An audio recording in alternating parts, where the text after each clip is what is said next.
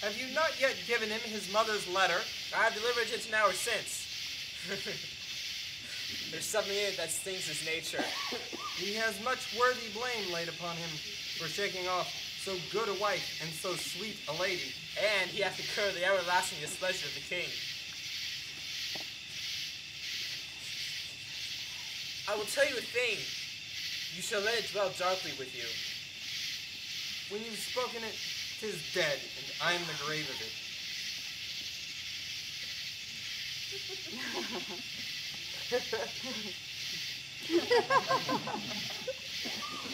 He hath perverted a young gentlewoman here in Florence of a most chaste renown, and this night he pledges his will in spoil of her honor. Now, what things are we? God delay our rebellion. Merely our own traitors. I take it we shall not then have his company tonight? Not till after midnight, for he is dieted to his hour. And that approaches apace.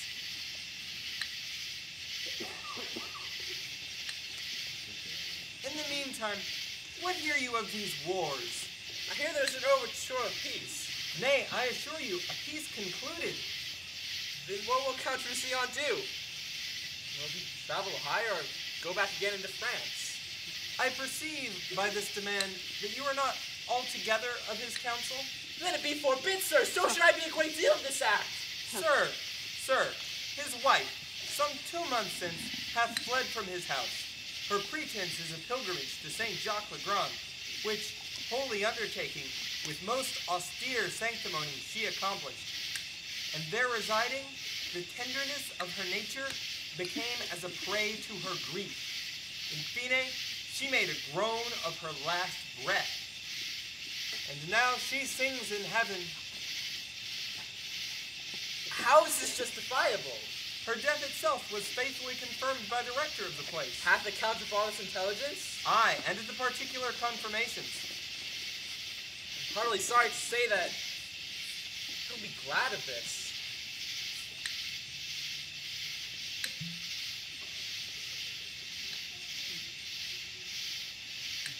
The thread of our life is a mingled yarn, good and ill together.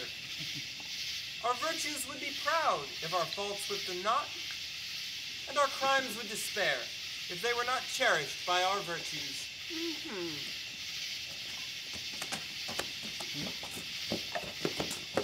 How now? Where is your master? He met the Duke in dispute, sir, of whom he hath taken a solemn leave. His lordship will next morning for France. The Duke hath offered him letters of commendations to the king. There shall be no more needful there than they can commend. They cannot be too sweet for the king's tartness.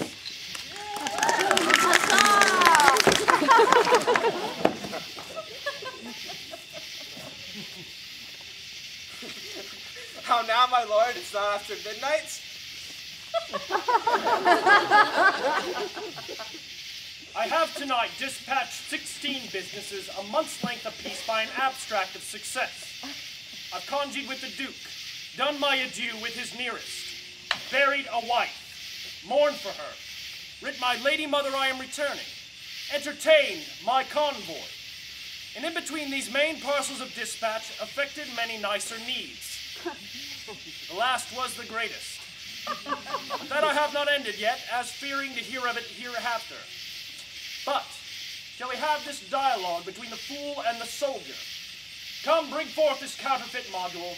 He has deceived me like a double-meaning prophesier. Bring him forth. Has sat in his stocks all night, poor gallant knave. No matter. His heels have deserved it in usurping his spurs so long. How does he carry himself? But I have told your lordship already. The stocks carry him.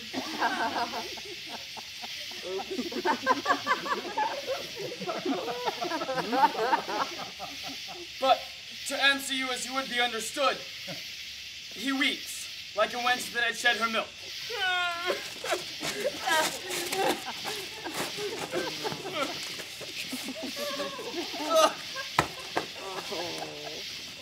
I will confess what I know without constraint. He pinched me like a pasty. I can say no more. Cadillac Eldorado. Our general bids the answer to what I shall ask thee out of the note. And truly, as I hope to live. First, demand of him how many horse the Duke is strong. What say you to that? 5,000 or 6,000, but very weak and unserviceable. The troops are all scattered, and the commander's very poor rogues. Shall I set your answer down so? Do. I'll take the sacrament on it, how and which way you will. Well, that's set down. I humbly thank you, sir. The truth's the truth. The rogues are marvelous poor. Demand of him of what strength they are afoot. What say you to that? Upon my life, amounts not to 15,000 pole, half of which dare not shake the snow from off their cassocks, lest they shake themselves to pieces. Well, that's set down. Do you know Captain Dumaine? I know him. I was a botcher's apprentice in Paris, from whence he was whipped for getting the streets full with child, a dumb innocent that could not say him nay. Well, is this captain in the Duke of Florence's camp? Speak.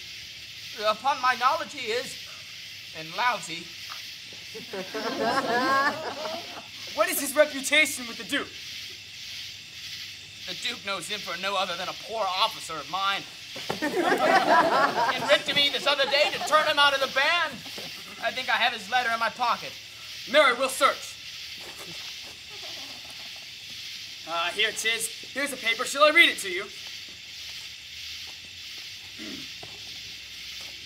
Diane, the Count's a fool and full of gold. That is not the Duke's letter, sir. That is an advertisement to a proper maid in Florence, one Diana, to take heed of the allurement of one Count Roussillon, a foolish and idle boy, but for all that very ruddish. Sir, I pray you put it up again. Nay, I'll read it first, by your favor. My meaning in it, I protest, was very honest on behalf of the maid. For I knew the Count to be a dangerous and lascivious boy who's a whale to virginity and devours up all the fry that it finds. Devil!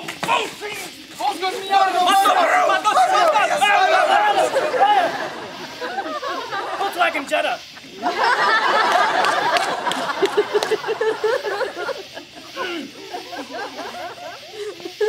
When he swears oaths, bid him drop gold and take it.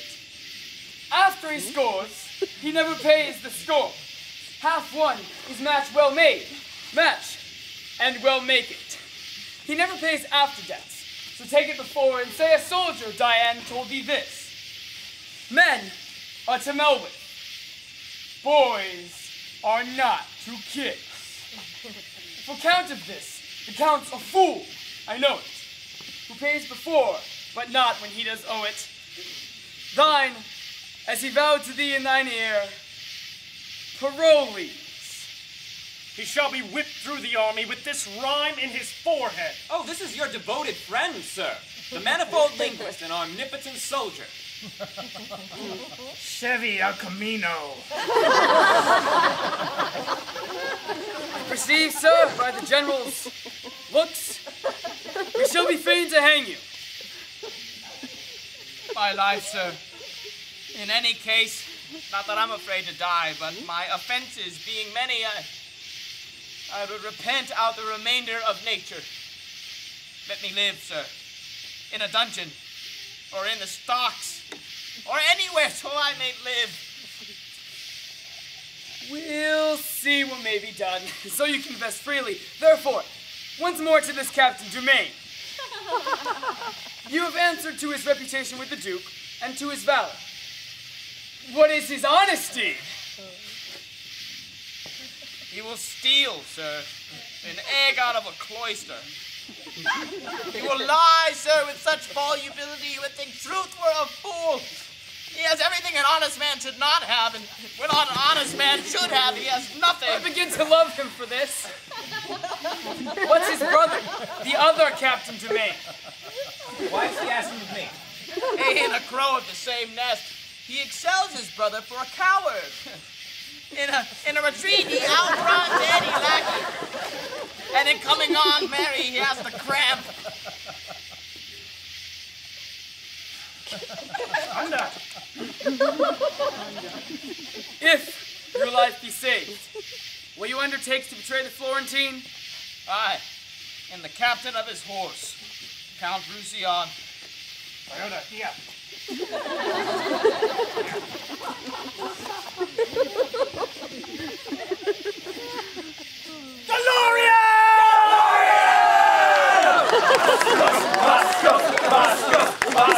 There is no remedy, sir! You must die!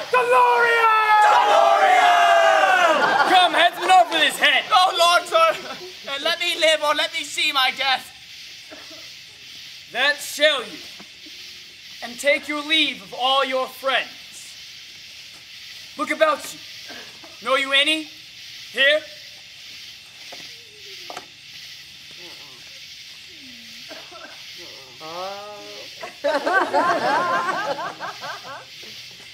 Good morrow, noble captain. Captain Brolis? God save you, noble captain. You are undone, Captain. All but your scarf. That hasn't knotted yet. Noble Captain. Captain, we are bound for France. We shall speak of you there.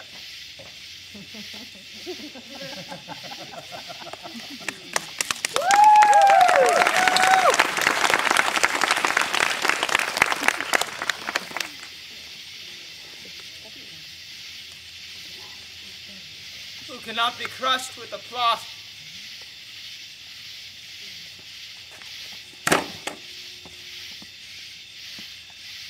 Yet am I thankful. My heart were great, would burst at this.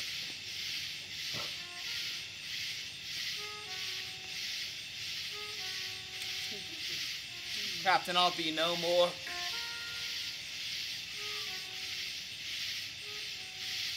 But I will eat and drink and sleep as soft as Captain shall. Simply the thing I am shall make me live. Who knows himself a braggart, let him fear this, for it will come to pass that every braggart shall be found an ass.